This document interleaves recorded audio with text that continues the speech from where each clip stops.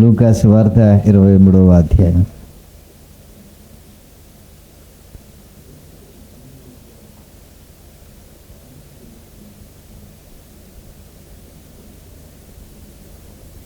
ఐదో వచనం చదువుకుందా.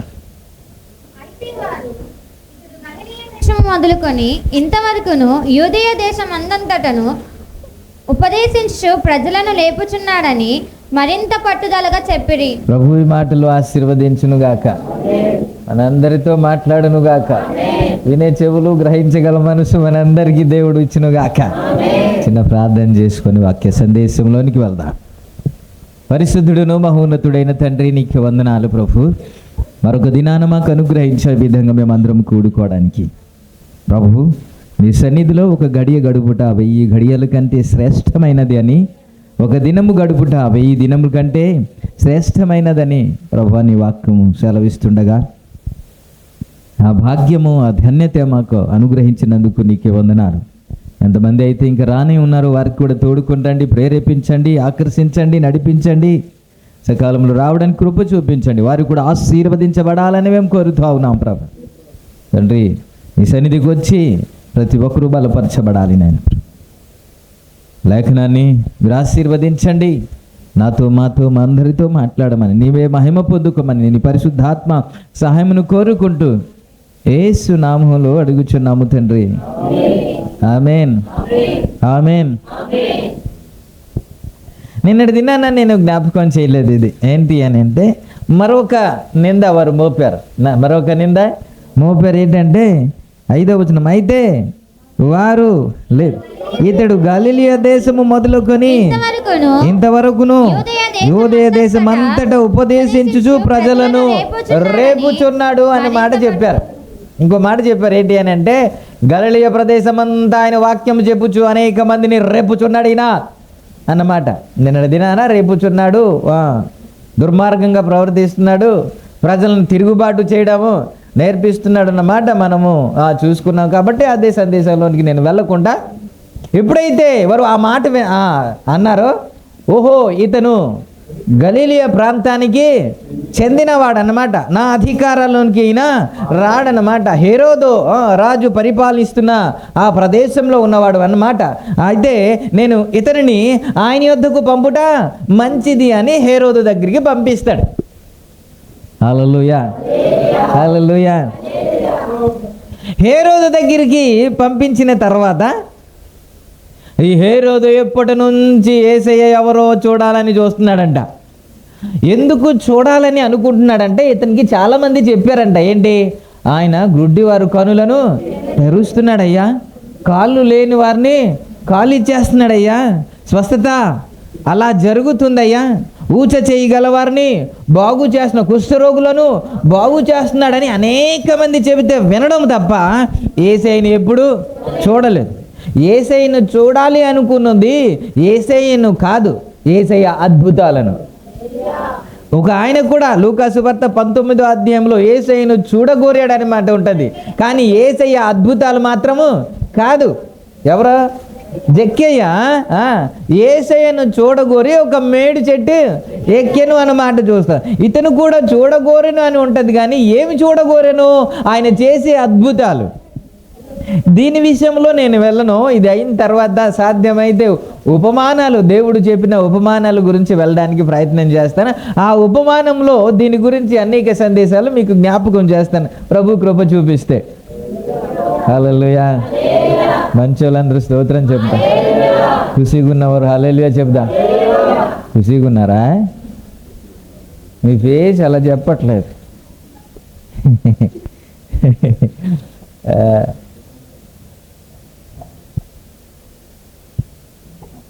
ఎక్కడున్నా?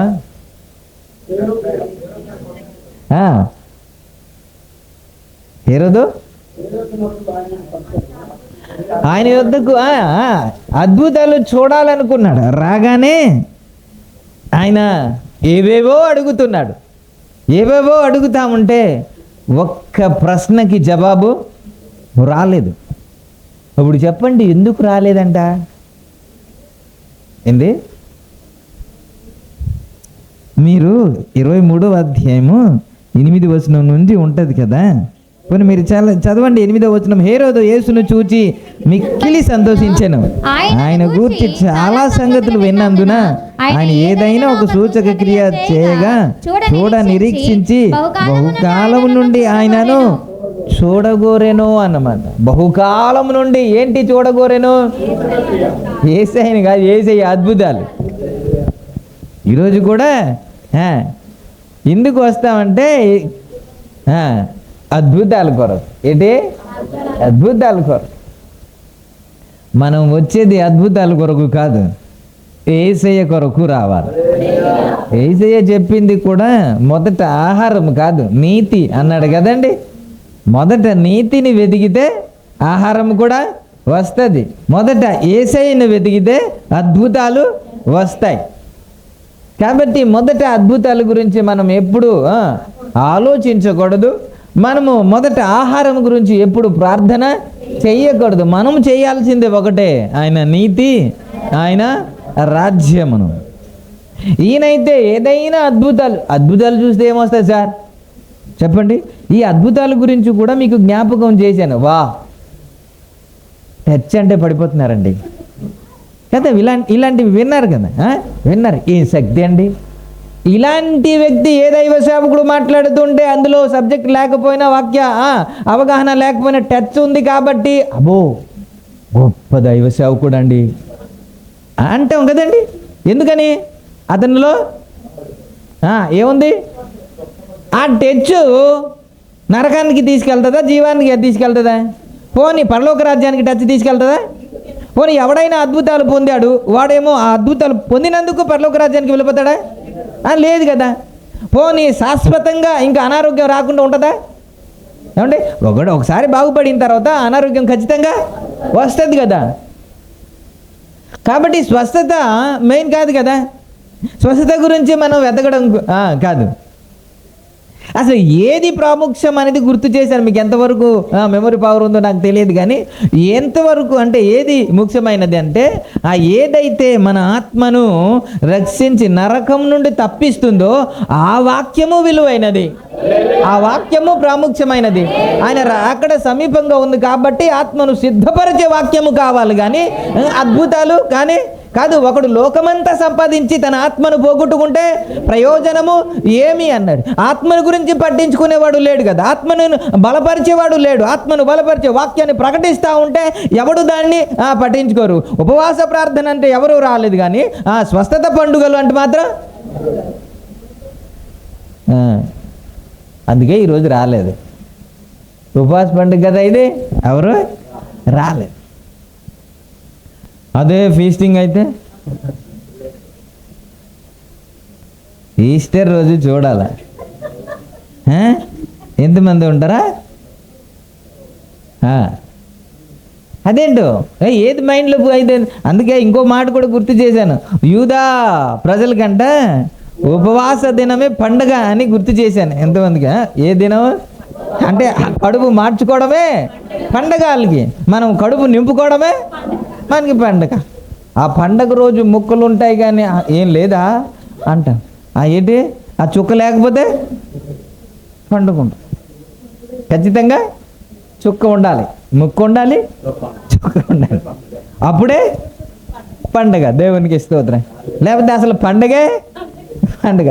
పిండి వంటలు లేకపోయినా పర్లేదు, వస్త్రం లేకపోయినా పర్లేదు, ముక్క ఉండాలి, చుక్క ఉండాలి. యేసు రక్తమే ఇలాంటి పండుగ క్రైస్తవులు కూడా చాలామంది ఉంటారు. కాబట్టి అద్భుతం ఎక్కడ జరగాలని మీకు గుర్తు చేశాను. అద్భుతం సంఘంలో కాదు, అద్భుతం సంఘము వెలుపల జరగాలి. యేసే నిజమైన దేవుడు అని తెలుసుకోవాలి అని అంటే అపొస్తలులు ఎక్కడ చేశారు? బయట చేశారు. ఆయన శక్తి తెలియాలంటే బయట చేశారు, కానీ సంఘంలో కాదు. మనకి ఇంకా రుజువు కావాలా? యేసయ్య దేవుడు అని మనకి ఇంకా రుజువు కావాలా? అద్భుతాలు ఇక్కడ జరిగితే ఆయన ఉన్నాడు అన్నట్టు నమ్ముతామా? కాదు కదా, నమ్మేశాం కదా. మనకు కావాల్సింది ఆత్మ బలపరచబడ్డం, ఆత్మ సిద్ధపరచబడ్డమే కదా. పడిపోకుండా దినదినము ఎదగడమే కదా. ఇది బ్రతికించే వాక్యం కావాలి. చాలామంది అంటే చాలా సంఘంలో దురద చెవులు గలవారు అని ఉంటుంది. అంటే ఏదో ఒక కొత్త సంగతి చెప్పాలి. అందుకే నువ్వు కొత్త సంగతి ఏమీ చెప్పట్లేదు మీరు. ఇందులో హిస్టరీలోనికి వెళ్ళి హేరోదు ఇలా తెలుసా, హేరోదు అలా తెలుసా, హేరోదు పేరు ఇలాగా ఒకటి, ఇవన్నీ చెబితే మనకి ఆత్మీయ జీవితానికి క్షేమం ఏంటి అని అది పక్కన పెట్టేసి ఆ హిస్టరీలోనికి వెళ్ళకుండా ఆ దాంట్లో ఏమైనా ఆత్మీయ క్షేమాభివృద్ధికి ఏమైనా ఉందేమో అని దాని గురించి మీకు జ్ఞాపకం చేస్తున్నాను. స్తోత్రం, హల్లెలూయా. ఇతని దగ్గరికి తీర్పు తీర్చడానికి తీసుకొస్తే ఇతను చేస్తుంది ఏమిటి అంటే, ఏమైనా అద్భుతాలు చేస్తే చూస్తానని అడిగితే ఒక్క మాట కూడా జవాబు. పోనీ ఈ మాటకి మీరు చెప్పండి, ఎందుకని దేవుడు జవాబు ఇవ్వలేదు? అమ్మో, మరి ఎందుకని సార్ జవాబు ఇవ్వలేదు? అందుకే చేయలేదా?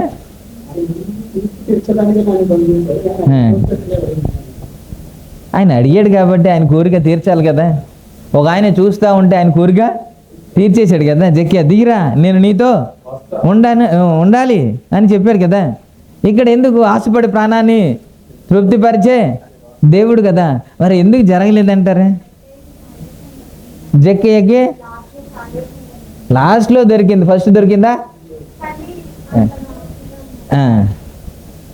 సరే, ఇతని హృదయం ఎలాంటిది అంటే లూకాసు వార్త 3వ అధ్యాయంలో తన తమ్ముడు భార్యను చేసుకున్నాడు. ఈయన ఈ తమ్ముడు భార్యను హేరోదియను చేసుకున్నాడు. మీరు 19వ వచనం అనుకుంటాం, 3వ అధ్యాయము. అయితే చతుర్థాధిపతి అయిన హేరోదు చేసిన సకల దుష్కార్యముల నిమిత్తమును అతని సోదరుడు భార్య అయిన హేరోదియ నిమిత్తమును యోహానును గద్దించెను అన్నమాట ఉంటుంది. ఎప్పుడైతే యోహాను గద్దించాడు, అది మంచిది కాదయ్యా, నువ్వు చేస్తుంది మంచిది కాదు, నువ్వు అధికారంలో ఉన్నావు కాబట్టి ఆ అధికారాన్ని బట్టి ఏదైనా చేయొచ్చు అనుకున్నావు, అది మంచిది కాదని యోహాను గద్దిస్తే ఆ గద్దింపును బట్టి ఆ గద్దించినందుకు చెరసల్లో వేశాడు. లోబడలేదు. నాతాను వచ్చి దావీదును గద్దించినందుకు రాయ్ నువ్వేంట్రా అని అనలేదు దావీదు. అందుకే క్షమించబడ్డాడు. అందుకే మరలా దేవుడు రాజ్యాన్ని ఇచ్చాడు. సమూయేలు సౌలుతో మాట్లాడుతుంటే, రాజైన సౌలుతో మాట్లాడుతుంటే దానిని కవర్ చేయడానికి ట్రై చేశాడు, కానీ అయ్యా తప్పు అయిపోయిందని ఒప్పుకోలేదు. ఎప్పుడైతే నాతాను ప్రవక్త మాట్లాడాడో వెంటనే పశ్చాత్తాపపడి ఆయన ఒప్పుకున్నాడు, ఏడ్చాడు, కన్నీరు కార్చాడు. ఎవరు? దావీదు. దేవుని మాట వినినప్పుడు వారు పశ్చాత్తాపం పొందారు. యోహాను మాట్లాడుతూ ఉంటే ఆ మాట వినలేదు, సరే కదా, అతనినే చెరసాల్లో వేశాడు. అంత మాత్రమే కాకుండా దేవుడు యేసు ప్రభు వారు పరిచర్య చేసే దినాల్లో పరిచర్యకు చాలా అడ్డుబండగా ఉన్నాడు. యేసు ప్రభువునే చంపేద్దామని ప్లాన్ చేశాడంట ఆయన. మీరు చూస్తారు 13వ అధ్యాయం లూకాసు వార్తలో 31వ వచనం నుంచి కొంతమంది వచ్చి చెబుతున్నారు యేసుక్రీస్తు దగ్గరికి. ఆ గడియలోనే కొందరు పరిసయ్యులు వచ్చి నువ్వెక్కడ నుండి బయలుదేరి పొమ్ము, హేరోదు నిన్ను చంపగోరుచున్నాడని ఆయనతో చెప్పగా ఆయన వారిని చూచి మీరు వెళ్ళి ఆ నక్కతో ఇలాగు చెప్పుడి, ఇదిగో నేడును రేపును నేను దెయ్యములను వెళ్ళగొట్టుచు రోగులను స్వస్థపరచుచుండి 3వ దినమున పూర్ణ సిద్ధి పొందేదను అన్నమాట. నక్క బుద్ధి అంటాం కదండి, అంటే మనలాగా ఉండి పక్కనే ఇక్కడిది అక్కడిది అక్కడ తెలియకుండా అలాంటి స్వభావం ఎవరిది? ఏంది? పరిచర్యకు అడ్డుబండగా ఉన్నాడు. యేసయ్యను చంపాలని ప్రయత్నం చేసే వ్యక్తి ఈయన. ఇప్పుడు ఇతడు యేసయ్యకు రాగానే, యేసు ప్రభు అతని దగ్గరికి రాగానే ఇప్పుడు ఏమంటున్నాడంటే, అయ్యా ఏమన్నా అద్భుతాలు చేయవా, స్వస్థతలు చేయవా అని చేస్తాడు ఆయన. హృదయమో బాగలేదు, ఆయన అనుకూలంగా ప్రవర్తించట్లేదు, పరిచర్యకు అడ్డుపడ్డగా ఉన్నాడు. ఇప్పుడు ఏం కావాలంట? అద్భుతాలు కావాలంట, సూచక క్రియలు. అందుకే దేవుడు మాట్లాడలేదు. దీని గురించి ఎక్కువ వివరించకుండా లాస్ట్ మీకు చెప్పేసి మీకు ముగించడానికి ప్రయత్నం చేస్తాను. ఇతను తీర్పు తీర్చడానికి ఇతని దగ్గరికి పంపిస్తే అతడు చేస్తున్నది ఏమిటి అని అంటే, సైనికులతో పాటు అతనిని హేళన చేస్తున్నాడంట. మీరు చదువుతారు ఒకసారి.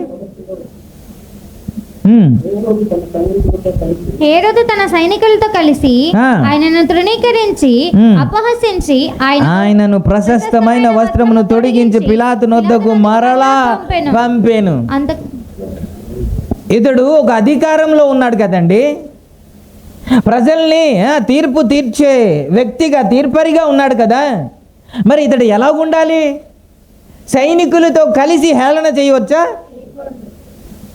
అదేనా పద్ధతి? జ్ఞానం ఉన్నవాడు ఎవడైనా అలా చేస్తాడండి? తీర్పు తీర్చడానికి ఒక వ్యక్తిని మరణశిక్ష విధించండి అనేసి ప్రజలందరూ తీసుకొని వస్తే నువ్వు ఏంటి, ఎలాగా, ఏంటి అని అడిగి ఆ నేరం ఏంటో అడిగి తీర్పు తీర్చడానికి ప్రయత్నం చేయాలి. ముందు రాగానే అద్భుతాలు చూపించారంట, చూపించలేదు అని చెప్పేసి ఇతడు చేస్తుంది ఏంటంటే యేసు ప్రభువునే హేళన చేస్తున్నాడు. అంటే ఎటకారము చేస్తున్నాడు. ఎంతసేపు చేశారో, ఎన్ని గంటల్లో చేశారో, ఏవేవి అన్నారో మనకైతే తెలియదు, కానీ హేళన చేశారని ఒక్క పదం మాత్రం పరిశుద్ధాత్మదేవుడు రాశాడు. ఇప్పుడు చూసారా, ఎక్కడైనా సరే జడ్జి ముద్దాయిని హేళన చేయడం చూసారా? చేయొచ్చా? అక్కడ జడ్జి స్థానంలో ఉండి ముద్దాయిని చూసి తనని హేళన చేయడం, అందరూ కలిసి అతన్ని హేళన చేయడం ఎక్కడ మనము చూడలేము. ఆ తీర్పు చూడండి ఎలా జరుగుతుందో, అంత అన్యాయంగా చేస్తున్నారు. అంటే అడిగేవారు ఎవరు లేరు. నిజానికి చెప్పాలంటే కోర్టు వారు అనుమతి ఇవ్వాలి. ఏమిటి? యువతల పక్క వీళ్ళు లాయర్లు మాట్లాడితే అవతల నుంచి కూడా, ముద్దాయి తరపు నుంచి కూడా లాయర్ మాట్లాడాలి కదా. వారు వాదాలు వినిపించాలి కదా, వాదాలు వినిపించాలి కదా. అలాంటివి ఏమీ లేదు. వన్ సైడే ఏకంగా వాళ్ళే చెప్పుకొని, వారే మాట్లాడుకొని, వాళ్ళే తీర్పు తీర్చుకొని వెళ్ళిపోతున్నారు. ఇంకా ఇటు సైడ్ నుంచి ఇంకేమీ లేదు. ఇప్పుడు ముద్దాయిని మాట్లాడడానికి కూడా అవకాశము లేదు. ఇది తీర్పు జరుగుతూ ఉంది.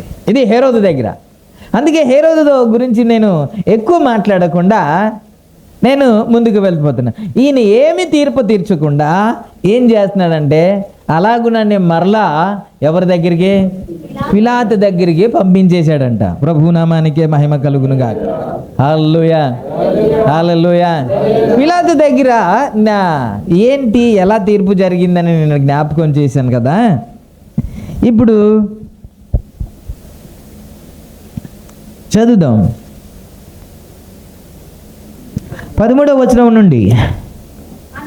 అంతటా పిలాతు ప్రధాన యాజకులను, అధికారులను, ప్రజలను పిలిచి ప్రజలు తిరుగుబడినట్లు చేయుచున్నారని మీరు ఈ మనుషుని యొద్దకు తెచ్చితిరి. ఇదిగో నేను మీ ఎదుట ఇతనిని విమర్శింపగా మీరు ఇతని మీద మోపిన నేరములలో ఒకటైనా నాకు కనబడలేదు. హేరోదునకు కూడా కనబడలేదు. మరలా రావటం పిలాతు చెబుతున్న మాట ఏమిటి అని ఏంటంటే, నిన్నటి దినాన అనేక నిందలు మోపారు. ఈరోజు ఆయన దగ్గరికి తీసుకొని, ఇది రెండవది, పిలాతు దగ్గర రెండోసారి తీర్పు జరుగుతుంది కదా. అక్కడ ఆయన చెబుతున్న మాట, మీరు ఏదైతే నింద మోపారు, ఏదైతే ఆయన మీద ఇలా చేస్తున్నాడు, అలా చేస్తున్నాడు, అలా తప్పు చేశారు అని మీరు నింద మోపారు కదా, ఆ నింద ఒక్కటైనాను రుజువు కాలేదు. అతనిలో ఏ నేరము నాకు కనబడలేదు. హేరోదుకు కూడా, ఎవడు ఇందాక హేళన చేశాడు కదా, ఎటకారము చేశాడు కదా, అద్భుతాలు చూడాలనుకున్నాడు కదా, అతనికి కూడా ఏ నేరము కనబడలేదు. దేవునికి స్తోత్రం. నా యేసయ్యలో ఏ పాపము లేదండి. ఇది చెబుతుంది ఒక క్రైస్తవుడు కాదు, ఇది చెబుతుంది ఆయన్ని వెంబడించిన వారు కాదు, ఇది సాక్ష్యం ఇస్తుంది బాప్తిస్మం తీసుకున్న ఒక ఆత్మీయుడు కానే కాదు. ఎవరు అంటే ఒక అన్యుడు సాక్ష్యం ఇస్తున్న మాట ఏంటంటే, ఇతనిలో ఏ తప్పిదము లేదు, ఏ పొరపాటు లేదు, యేసు రక్తమే జయం. యోహాను సువార్త 8వ అధ్యాయం 46వ వచనంలో వ్రాయబడిన మాట, యేసు క్రీస్తు ప్రభు వారు సవాలు చెబుతున్న మాట ఏంటో తెలుసా? నాలో పాపమున్నదని మీలో ఎవరైనా స్థాపించగలరని సవాలు చేసే వ్యక్తి ఎవరైనా ఉన్నారంటే నా యేసయ్య తప్ప ఇంకెవరు లేరు. స్తోత్రం, హల్లెలూయా. వ్రాయుటలో నిమగ్నమైపోయారు. యేసు రక్తమే మీ కొరకు రికార్డింగ్ చేయబడుతుంది. తర్వాత మీరు ఒక్కరు చూడట్లేదు, మీరు ఎవ్వరు చూడట్లేదు. మన వాళ్ళే చూస్తే 100 వ్యూవర్షిప్ వచ్చేస్తుంది. మన వాళ్ళు ఎవ్వరూ చూడట్లేదు. ఇక్కడ మాత్రం తెగ రాస్తుంటాడు దేవునికి స్తోత్రం. ఆ తెగ రాసి అలవాటు ఉంటే అది ఉంది కదా, అది పొందుపరచబడింది కదా, అక్కడికి వెళ్ళిన తర్వాత చక్కగా వినొచ్చు కదా. వినో ఇక్కడే నేను ఎవరికి చూసి చెప్పాలా మీకు వాక్యం? మీ బుర్రలన్నీ చూసి చెప్పాలా? యేసు రక్తం వేసాయి. హల్లెలూయా, హల్లెలూయా. పిలాతు సాక్ష్యం ఇస్తున్న మాట ఏంటంటే, ఇతనిలో ఏ దోషము నాకు లేదండి, ఏ పాపము అనండి. 2 కొరింథీయులకు రాసిన పత్రిక 5వ అధ్యాయము 21వ వచనంలో మనము దేవుని నీతి యగునట్లు పాపము ఎరుగని ఆయనను శాపముగా చేసెను అన్న మాట మనం చదువుతాం.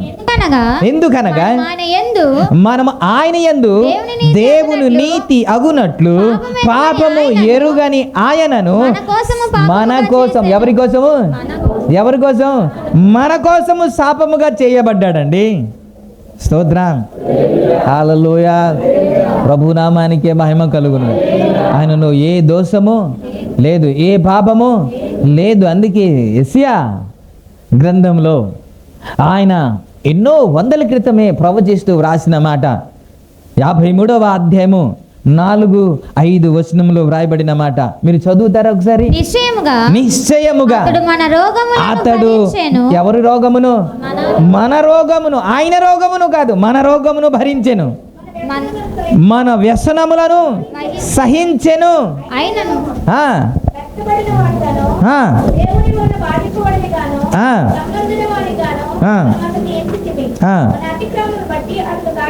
ఎవరు అతిక్రమమును బట్టి? మన అతిక్రమమును బట్టి. దేవునికి స్తోత్రము కలుగును గాక.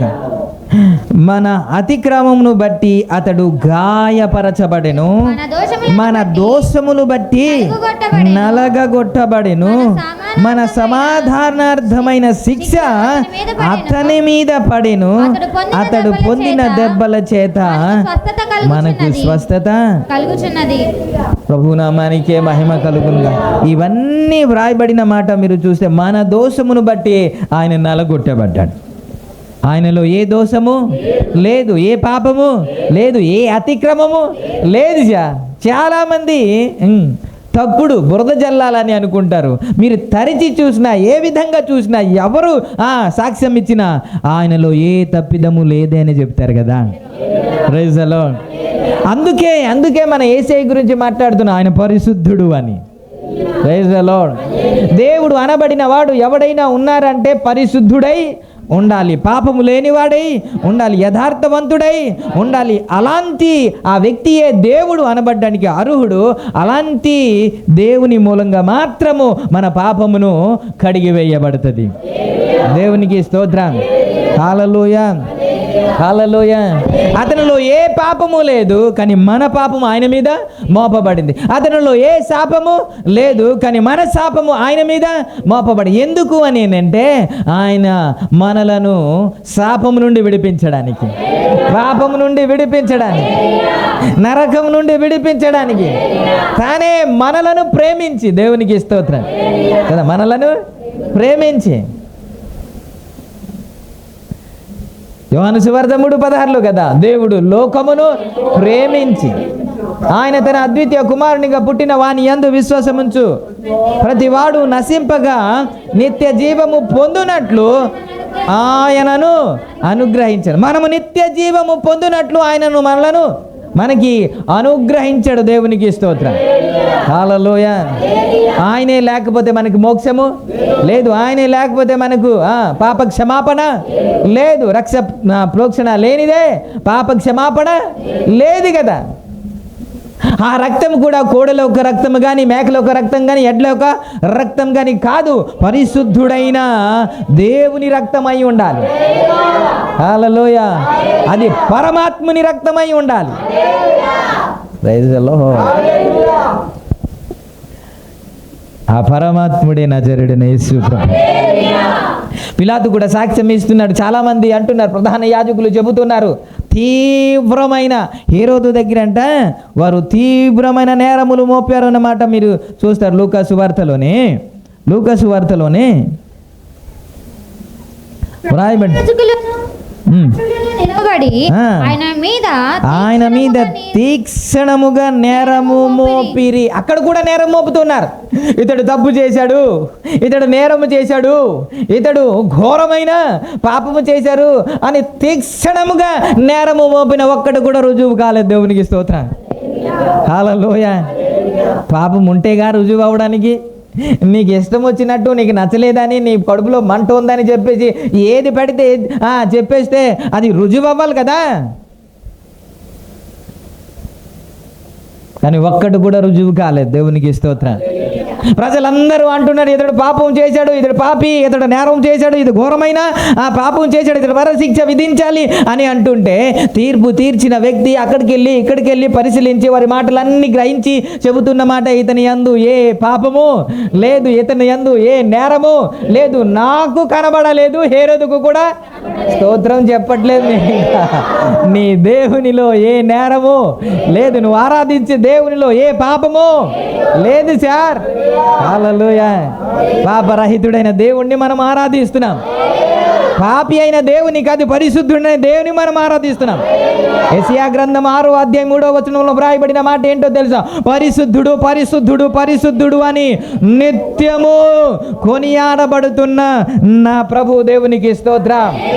హల్లెలూయా.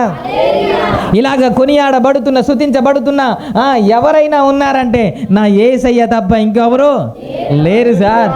హల్లెలూయా. అందుకే ధైర్యంగా మనం చెబుతాం నా యేసయ్య దేవుడు అని.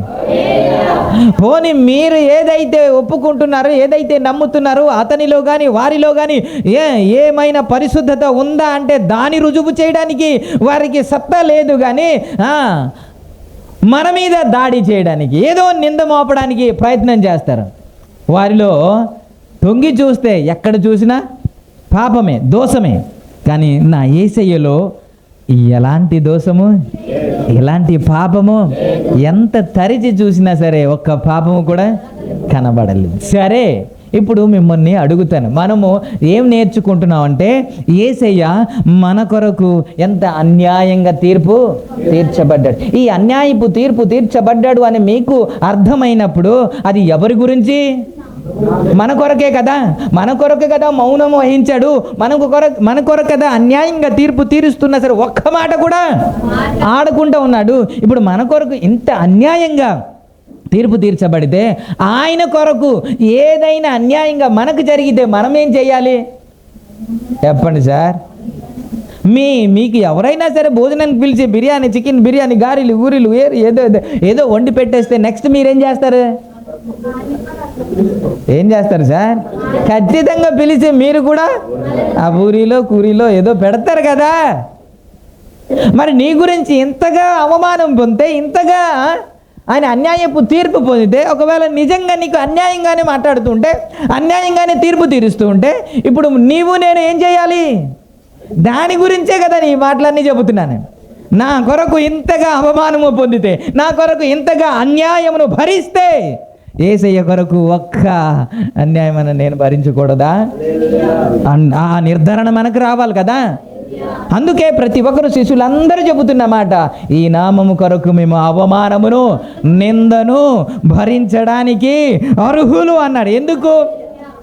నా కొరకు ఇంతగా అవమానించబడితే నేను కొద్దిగైనా అవమానించబడకూడదా అని ఉద్దేశం వాళ్ళది, అంతే, ఇంకేమీ లేదు. మనం ఏంటంటే ఇక్కడికి రాగానే శత్రువులు మిత్రులు అయిపోవాలి. ఏమైపోవాలా? అదే యేసయ్య అంటే ఏంటంటే శత్రువులు మిత్రులు అయిపోవాలి. తాగుబోతుడు మంచుడు అయిపోవాలి. పేదరికము పోవాలి. 1000-2000 అయిపోవాలి. యేసు రక్తం చేయి. పూరిపాక స్లాబ్ అయిపోవాలి. ఒక స్లాబ్. అది యేసయ్య అంటే మనకి అర్థమయ్యేది యేసు రక్తం చేయి. వాళ్ళకి అర్థమయ్యేది అది కాదు. నా కొరకు అవమానించబడిన యేసయ్య కొరకు నేను అవమానమును పొందడానికి అర్హుడు అని వాళ్ళు ఎంచుకుంటున్నారు. అలా కాదు. మనం యేసయ్యని అంగీకరించేది స్లాబ్ మీద స్లాబ్ వేయడానికి. దేవునికి స్తోత్రం. ఒకవేళ చెయ్యలేదా మాయదారి దేవుడు ఇంతేం దేవుడు అని అంటాం. అంతే కదా, ఆరికి మనకి పెద్ద తేడా ఉంది కదా, భక్తిలో చాలా తేడా ఉంది కదా. సో ఇలా చెప్పుకుంటూ పోతే ఇక్కడికి వచ్చిన తర్వాత కొన్ని వస్తూ ఉంటాయి నాకు. నేను అందుకే పదే పదే ఎందుకు చూస్తూ ఉంటానంటే, మైక్ దొరికింది కదా అని స్పీడ్గా వెళ్ళిపోతే మళ్ళీ టైము ఎక్కువ అవుద్ది అని, సరిపోద్దని. సరే, మనము నేర్చుకునేది ఏంటంటే ఆయన అన్యాయపు తీర్పు తీర్చబడ్డాడు. ఇప్పుడు మనం ఇక్కడ కూడా జ్ఞాపకం చేస్తాను, ఏ జడ్జికైనా సరే అతనిలో ఏ దోషము కనబడలేదు అనినప్పుడు అతడు ఏం చెయ్యాలి చెప్పండి సార్? కేసు కొట్టేసి పండ్రా అనాలి. చేశారా పోనీ? మీరు చూడండి 15వ వచనం నుంచి, లూకాసు వార్త 23:15 నుంచి చదువుదాం. హేరోదునకు కూడా కనబడలేదు, హేరోదు అతని యొద్దకు తిరిగి పంపెను కదా. ఇదిగో మరణమునకు తగినదేదియు ఇతడు చేయలేదు. ఓకే అనేది డిక్లేర్ చేశాడు కదండి. మరణమునకు తగినది ఏది ఏ నేరము చేయలేదు, నాకు కనబడలేదు, హేరోదుకు కూడా. ఇది కన్ఫర్మ్ సభాముఖంగా మాట్లాడుతున్నమాట. ఇది రహస్యముగా ఎక్కడ చాటున మాట్లాడుతున్నమాట కానీ కాదు. సంఘ పెద్దలతోనే, ప్రధాన యాజకులతోనే, శాస్త్రులతోనో దేవుడు మాట్లాడుతున్నమాట. అయితే కింద వచనంలో కాబట్టి నేను అతనిని శిక్షించి విడుదల చేతునని వారితో చెప్పగా. ఇప్పుడు చెప్పండి, అంటే ఏ నేరము లేదు, మరణమునకు తగిన ఏ నేరము లేదు, అతనికి కనబడలేదు, హేరోదుకు కూడా కనబడలేదు, ఏ తప్పిదము కనబడలేదు. తప్పిదము లేనప్పుడు శిక్షించడం ఏంటి మళ్ళీని అండి? నేను అదే చెబుతున్నాను, తప్పిదము లేదు, తప్పిదము లేనప్పుడు మళ్ళీ కొట్టించడం ఏంటండి? తప్పిదం లేనప్పుడు కేసు కొట్టేలా. ఆయన చెబుతున్న మాట చూడండి, ఎంత అన్యాయంగా తీర్పు తీరుస్తున్నాడు. ఏ జడ్జి అయినా అలాగంటాడా? తప్పిదము లేదన్నప్పుడు కేసు కొట్టేసి పంపించాలి. కానీ అతను అంటున్నాడు, నేను కొట్టించి శిక్షించి విడుదల చేస్తాను అంటున్నాడు. ఇంకా వారు చెబుతున్నమాట, వారందరూ వీనిని చంపివేసి మాకు బరబ్బను విడుదల చేయమని ఏకగ్రీవంగా కేకలు వేసిరి. 20 వచ్చిన పిలాతు యేసును విడుదల చేయగోరి వారితో తిరిగి మాట్లాడినను వారు వీనిని సిలువ వేయుము అని కేకలు వేసి. 3వ మారు అతడు ఏ దుష్కార్యము చేసెను, అతని యందు మరణమునకు తగినదేమియు నాకు కనబడలేదు గనుక ఇతను శిక్షించి విడుదల చేతునని చెప్పాను.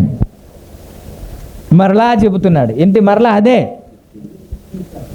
మళ్ళీ శిక్షిస్తాడంట, మళ్ళీ శిక్షించి విడుదల చేస్తాడంట. వాళ్ళు అంటున్నాడు ఇతనికి సిలువ వేయండి అని అడుగుతా ఉంటే ఇతడు ఏ తప్పిదము లేదు కదా, ఏ తప్పిదము చేయలేదు కదా అంటే దానికి మాత్రం వారిలో ఆన్సర్ లేదు. మరణమునకు తగిన పాపము నేరము ఏది అతనిలో లేదు కదా అని చెప్పినప్పుడు మరణమునకు తగిన హేతు వారు చెప్పాలి కదా. వారు చెప్పకుండా ఒకే నినాదం ఏమిటి అని అంటే అతన్ని సిలువ వేయండి అంటే ఈ రోజుల్లో కదా ఎలాగుంటుందంటే ఏది ఎక్కువగా మాట్లాడతామో అదే పబ్లిసిటీ ఎక్కువ చేస్తామో అదే నిజమని నమ్ముతారు చాలామంది. ఒక అబద్ధాన్ని నిజం అంటే అది ఎక్కువసారి వింటే అది నిజమే అనిపిస్తుంది. వీరు పట్టు విడవకుండా చెబుతున్న మాట ఏంటి అని అంటే అతనిలో ఏ తప్పిదము లేదు కదా, ఏ పాపము లేదు కదా, ఏ నేరము లేదు కదా అని అధికారి చెబుతా ఉంటే వీళ్ళు చెబుతున్నమాట సిలువ వేయండి అని కేకలు వస్తుంది. వారి కేకలే గెలిచెను అన్నమాట ఉంటాను. వారి కేకలే 23వ వచనంలో అయితే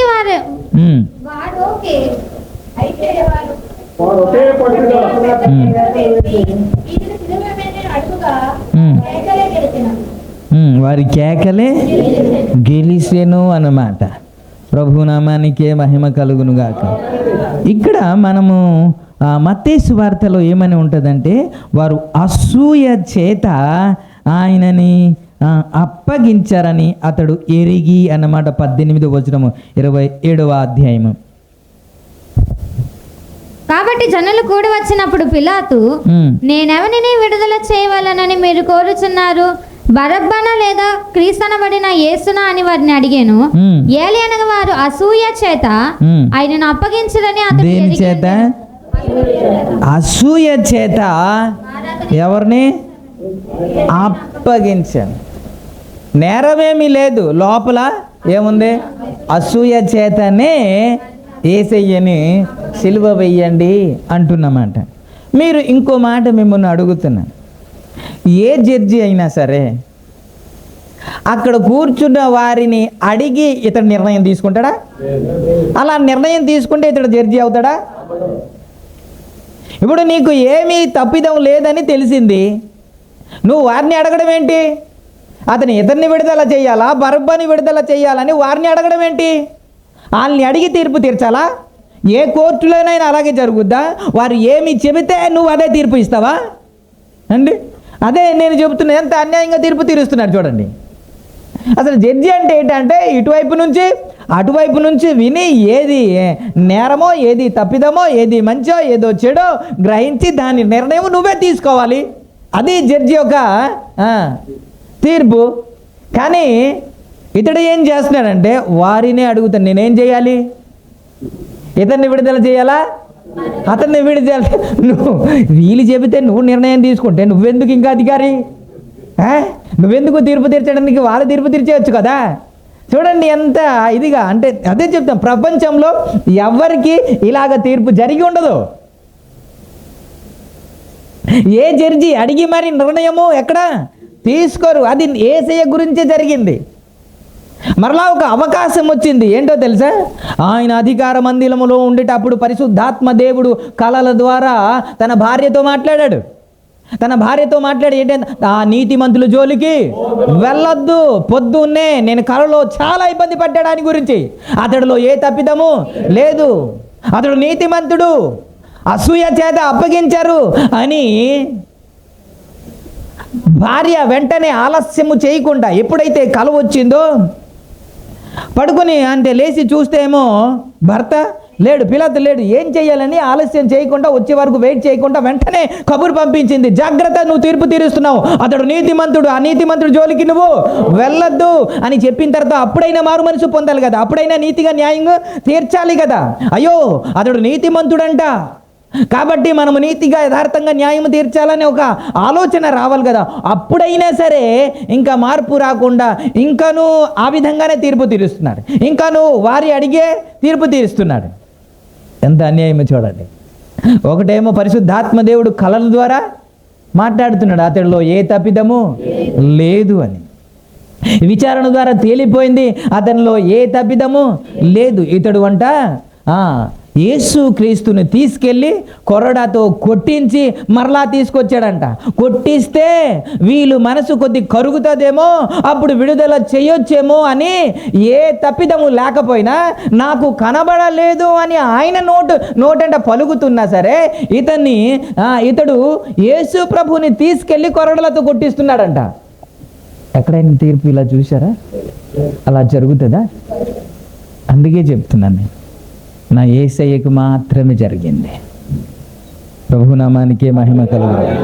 హల్లెలూయా, హల్లెలూయా. ఎప్పుడైతే భార్య ఆ విధంగా పంపించిందో ఇప్పుడు చిన్న భయం వచ్చింది. ఇప్పుడు అల్లరి ఎక్కువ అవుతుంది. ఎలా తీర్పు తీర్చాలా తెలియట్లేదు. ఇది తీర్పేమో ఫైనల్ రావట్లేదు. ఏం చెయ్యాలి అని అంటే, ఆ నీతిమంతుల పాపానికి రక్తమును గురించి నేను నిరపరాధి అని పల్లెంలో నీళ్లు తెచ్చి చెయ్యి కడుక్కున్నాడంట. కడుక్కొని ఇతడు వారికి ఇష్టం వచ్చినట్టు చెయ్యడానికి యూదులకు యేసుక్రీస్తుని అప్పగించడు అన్న మాట ఉంటుంది. ఆ. పిలాతు అల్లరి ఎక్కువవుతున్నదని ఎందుకు అల్లరి నిమిత్తము నరహత్య నిమిత్తము చెరసాలలో వేయబడి వారిని అడిగి వారు అడిగినట్టు వారికి విడుదల చేసి యేసును వారికి ఇష్టం వచ్చినట్టు చేయుటకు అప్పగించెను. యేసును వారికి ఇష్టం వచ్చినట్లు చేయుటకు వారిని అప్పగించాను. ఈ తీర్పు ఎక్కడైనా చూసారా? ఏ తప్పిదము లేకపోయేటప్పుడు కూడా, ఏ నేరము లేకపోయేటప్పుడు కూడా ప్రజలు ఏదైతే కోరుతున్నారో అది చేయడానికి, ఇష్టం వచ్చినట్టు చేయడానికి ఈ అధికారియే హ్యాండ్ ఓవర్ చేశాడంట. ఎంత అన్యాయం కదా! ఇతడే మరణశిక్ష విధించడానికి అప్పగించాడంట. బరబ్బనేమో విడుదల చేశాడంట. బరబ్బని ఎందుకు విడుదల కావాలని వారు కోరుతున్నారు తెలుసా? బరబ్బ ప్రభుత్వానికి వ్యతిరేకంగా పోరాడే వ్యక్తి. వ్యతిరేకంగా కొన్ని అల్లర్లు, కొన్ని గొడవలు చేశాడు ప్రభుత్వానికి వ్యతిరేకంగా. అప్పుడు యూదులు రోమా ప్రభుత్వం కింద ఉన్నారు. యూదులు పన్ను కట్టడం వారికి ఇష్టం లేదు. ఎవరికి? రోమా ప్రభుత్వానికి పన్ను కట్టడం ఇష్టం లేదు. ఇతడు రోమా ప్రభుత్వానికి విరుద్ధంగా పోరాడుతున్నాడు కాబట్టి ఇతడు మన పక్షాన ఉన్నాడు అని అనుకుంటున్నారు. అందుకే అతన్ని సపోర్ట్ చేస్తున్నారు. యేసుక్రీస్తుని మాత్రం, యేసుక్రీస్తు ప్రభు వారు నీతిగా ఉండండి, నీతిగా జీవించండి అని చెప్పి ప్రార్థనా మందిరము, అది ప్రార్థనా మందిరం అని అనబడాలి కానీ అది వ్యాపారపు గృహంగా పిలువబడకూడదు అని ఇక్కడ నుంచి తీసివేయండి అని చెప్పినవారు యేసుక్రీస్తు ప్రభు వారు. ఇతనేమో వారి పక్షాన పోరాడుతున్న వ్యక్తిగా ఇతడు కనబడుతున్నాడు. అందుకే బరబ్బను మాకు విడుదల కావాలి, ఇతన్నేమో సిలువ వేయండి అన్నాడు. ఎవరిని అడుగుతున్నారు తెలియదు కదా. రక్షకుని వద్దనుకొని దుష్టుణ్ణి కావాలి అనుకుంటున్నారు. ఈ రోజుల్లో కూడా బైబిల్ చెబుతుంది, జ్ఞానము లేకయే ప్రజలు నశించిపోతున్నారు. మన కుటుంబం కూడా కట్టబడాలంటే జ్ఞానము ఉండాలి. చాలామంది ప్రార్థన చెయ్యండి అంటూ ఉంటారు. ఏంటి? ప్రార్థన చెయ్యండి, మా కుటుంబం గురించి ప్రార్థన చెయ్యండి అంటున్నారు. నిజమే, ప్రార్థన చేయకుండా ఆగిపోతామా? ఖచ్చితంగా ప్రతి కుటుంబం కొరకు దైవ సేవకుడు ప్రార్థన చేస్తారు. మీరు చెప్పినా చేయకపోయినా చేస్తారు. అందుకే నేను పదే పదే చెబుతూ ఉంటాను, అటువైపుగా వెళ్తే పిచ్చికుక్క ఉంది, కరిచేస్తుంది అని ఎవరో చెప్పారు. చెప్పిన తర్వాత వెళ్తుంది అనుకోండి, లేకపోతే వెళ్తున్నాడు అనుకోండి, కరుస్తుందా, ముద్దు పెడుతుందా? పోనీ అటుగా నేను వెళ్తున్నాను, నా గురించి ప్రార్థన చేయండి కరవకుండా అంటే కరవద్దు. అది వెళ్ళే ప్రతి ఒక్కరిని కరుస్తుంది కదా, అది పిచ్చి కుక్క ఉందని చెప్పారు కదా. ఇప్పుడు జ్ఞానం ఉంటే, తెలివి ఉంటే అక్కడికి వెళ్ళకుండా ఆగాలి కదా. అటువైపుగా వెళ్ళొద్దున్నా సరే వెళ్ళి నా కొరకు ప్రార్థన చేయండి అంటే అవుతుందా? ఇలాగుంటుంది మన ప్రవర్తన. మనకు నచ్చినట్లే మనం చేస్తాం, మనం కోరినట్టే మనము చేస్తాం. దేవుని చిత్తం ఏంటో చేయము. నేను గడిచిన దినాల్లో మీకు జ్ఞాపకం చేశాను, ఒక అన్యుణ్ణి పెళ్లి చేసుకొని ఒక ఆత్మను రక్షిస్తుందంట. ఏంటి? యేసుక్రీస్తు ప్రభు వారు చెబుతున్న మాట ఏంటంటే, నీ అవిశ్వాసులతోనే నువ్వు జోడిగా ఉండకూడదు అంటే ఒక అన్యుణ్ణినే పార్ట్నర్గా, అంటే లైఫ్ పార్ట్నర్గా తీసుకొస్తుందంట. అది దేవుని చిత్తం అంట. ఆ దేవుని చిత్తం ఏంటో రాయబడలేదా?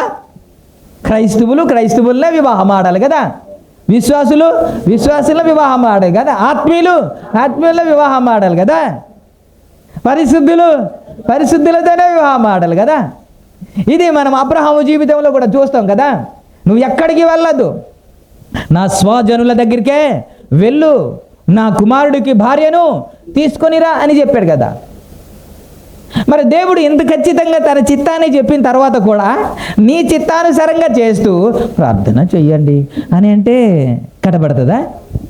అంటే పోనీ అటువైపుకి వెళ్తే ముళ్ళు ఉన్నాయి, గుచ్చుకుపోతుంది, జాగ్రత్త అని ఎవడైనా చెప్పాడు అనుకోండి, పర్లేదండి నేను వెళ్తాను, నాకు సరే ప్రార్థన చెయ్యండి అంటే గుచ్చుకుంటుంది లేదా? అవండి ఖచ్చితంగా నువ్వు ఎంత మోకాలిసి ప్రభువా గుచ్చుకోకుండా చూడు నాయనా అని అన్నా అవుతుందా? తెలివి తక్కువ పని కానీ యేసు రక్తం వేసే. అందుకే నా ప్రజలు జ్ఞానము లేకయే నశించు. ఎవరిని అడగాలో తెలియదు, ఎవరిని వద్దనాలో తెలియదు. ఈ ప్రజలకి ఎవరిని వద్దనాలి? బరబ్బని మాకు వద్దనాలి, యేసుక్రీస్తు మాకు కావాలని. ఎవరైతే యేసుక్రీస్తుని సొంత రక్షకునిగా అంగీకరిస్తారో వారు ధన్యులు కదా. Praise the lord. నరకాన్ని తప్పించడానికి యేసుక్రీస్తు ప్రభువారు వచ్చారు కదా. మనకు విమోచన ఇవ్వడానికే యేసుక్రీస్తు ప్రభువారు వచ్చారు కదా. ఈ మాట చెబితేనే చాలా మంది చిరాకు పడుతున్నారు, మన మీద విరుచుకు పడుతున్నారు. ఏంటంటే యేసుని నమ్మకపోతే నరకమా అని ప్రశ్న వేస్తూ ఉంటారు. కొంతమంది అవును అంటే ఎందుకని అని అంటుంటారు. అది కూడా నేరమే అంట. గ్రంథాల్లో అన్నింటిలో ఉన్నాయి కదా. నిజదేవుణ్ణి తెలుసుకోకపోతే అంధకారంలో మనం పడతామని, నిజదేవుణ్ణి తెలుసుకుంటేనే మన మోక్షాన్ని చేరుతామని అన్ని గ్రంథాల్లో వ్రాయబడి ఉంది కదా.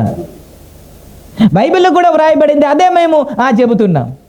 ఎందుకు అని అంటే ఆయనే మార్గము, ఆయనే సత్యము, ఆయనే జీవము, ఆయన తప్ప వేరొక మార్గము లేదు.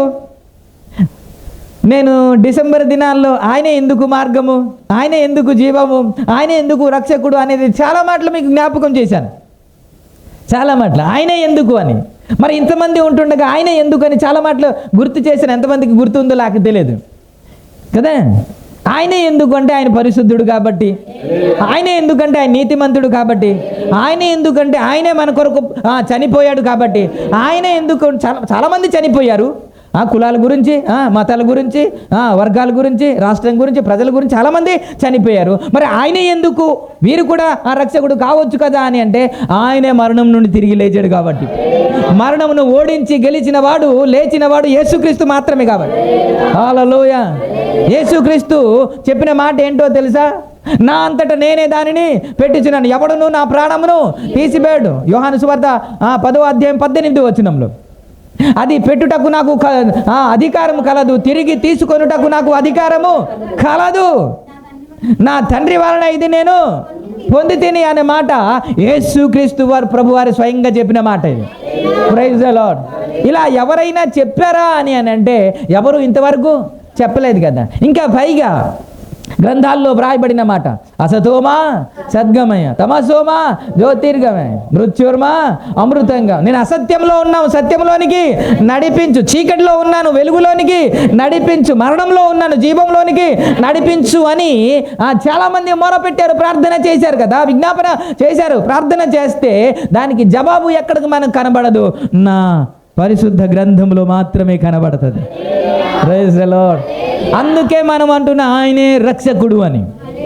ఆయన రక్షకుడు కాబట్టి ఎవరైతే స్వంత రక్షకుడుగా అంగీకరిస్తారో వర్ధన్యులు. Praise the lord. ఇప్పుడు వీళ్ళకి ఎవరికి కావాలంట?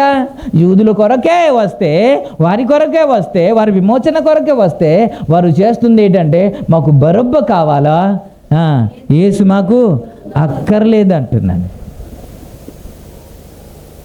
ఆ తీర్పులో ఎంత అన్యాయం చూసారా? ఏ తప్పిదము లేకపోయినా సరే ఆయనకి తీర్పు తీర్చి శిక్ష విధించడం అనేది అది ఏ ముద్దాయికి జరగలేదు, జరగదు, జరిగి ఉండదు కూడా. హల్లెలూయా, హల్లెలూయా. మనల్ని ప్రేమించి కదా, మనలో ఏముందని ఆయన అలా చేశాడు? మనలో ఏమీ లేదు, కేవలము ఆయన కృపను బట్టి. హల్లెలూయా. ప్రభు ఈ మాటలు ఆశీర్వదించును గాక.